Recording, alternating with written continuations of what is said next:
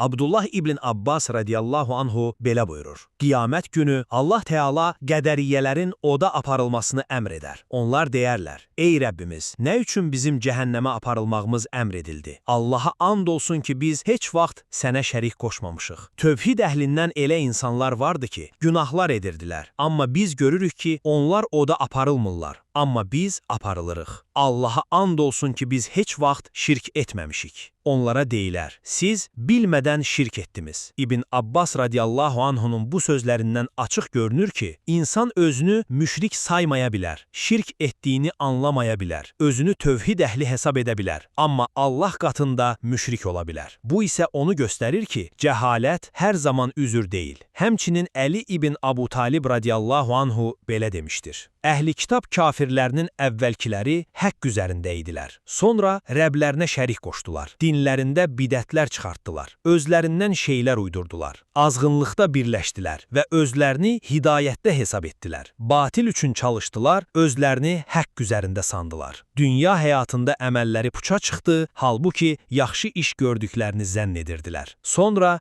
Əli radiyallahu anhu belə dedi: Onlardan biri də Hərura əhlidir, yəni xəvariclərdir. Bu rəvayət göstərir ki, insan səmimi ola bilər, çox ibadət edə bilər, özünü həqdə saya bilər, lakin yenə də batil və hətta küfr içində ola bilər. Həmçinin sünnədən sonra azğınlıqda üzür yoxdur. Ömər ibn Əbdüləziz rahiməhullah dedi: La uzra li əhədin ba'də sünnəti fi dalalətin rakibəhə yəhsibuhə ənəhə hudə.